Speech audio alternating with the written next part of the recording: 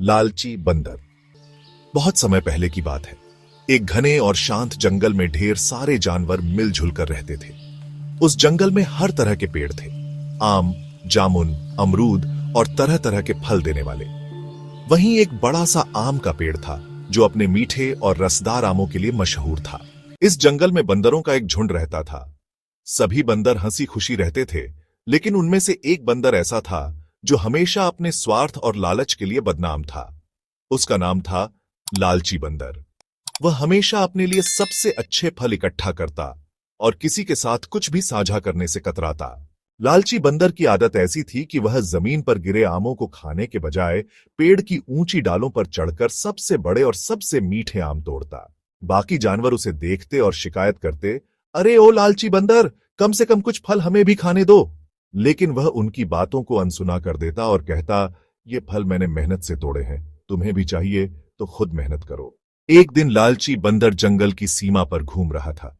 तभी उसकी नजर नदी किनारे पड़े एक पुराने मटके पर पड़ी। मटका थोड़ा भारी था और उसके अंदर से मीठी खुशबू आ रही थी।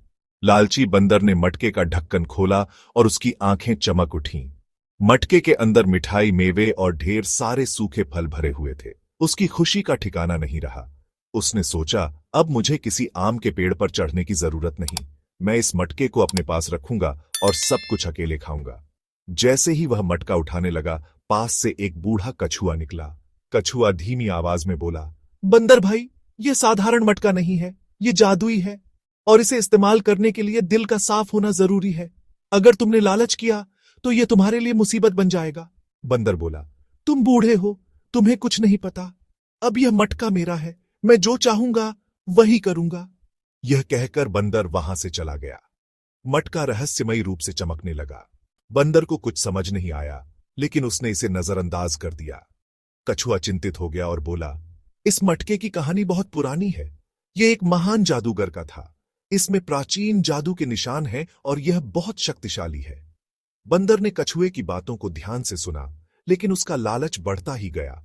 उसने मटके को और जोर से पकड़ लिया और कहा, यह मटका अब मेरा है और मैं इसे किसी के साथ नहीं बांटूंगा। लालची बंदर मटके को अपने पेड़ पर ले गया और उसे सबसे ऊंची और घनी डाल पर छुपा दिया, जहां कोई और नहीं पहुंच सकता था।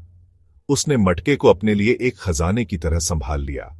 हर दिन वह मटके में से थोड़ा थोड़ा खाना निकालता और चुपचाप खा लेता। जब बाकी बंदरों और जानवरों ने पूछा कि वह क्या खा रहा है, तो उसने झूठ बोला, ओ, ये बस कुछ पुराने फल हैं, तुम लोग परेशान मत हो। लेकिन धीरे धीरे उसका लालच बढ़ता गया। अब वह दूसरों को आम का पेड़ भी इस्तेमाल करने से रोकने लगा। उसने धमकी दी, अगर कोई इस पेड़ के पास आया तो मैं उसे भगा दूंगा। यह पेड़ अब मेरा है। कुछ दिनों बाद मटके का सारा खाना खत्म हो गया। लालची बंदर को विश्वास था कि मटका फिर से खुद ब खुद भर जाएगा।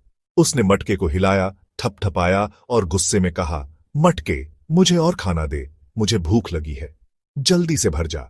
लेकिन मटका चुपचाप खड़ा रहा। लालची बंदर ने और जोर से चिल्लाया, मटके, मैं तुम्हारा मालिक हूं। अगर तुमने मुझे खाना नहीं दिया तो मैं तुम्हें तोड़ दूंगा। अब लालची बंदर का गुस्सा 7वें आसमान पर था। उसने एक बड़ा पत्थर उठाया और मटके को तोड़ने की कोशिश की। जैसे ही मटका टूटा, उसमें से एक जादुई धुआं निकला।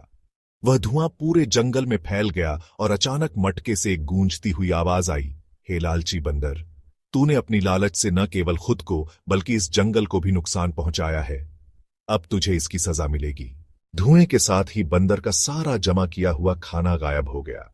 पेड़ के सारे फल भी सूख गए। अब बंदर के पास न तो खाना था, न ही कोई मदद करने वाला। बाकी जानवरों ने उसकी मदद करने से इनकार कर दिया, क्योंकि उसने कभी किसी के साथ कुछ साझा नहीं किया था। भूखा प्यासा बंदर रोने लगा। उसने समझा कि उसका लालच ही उसकी सबसे बड़ी गलती थी।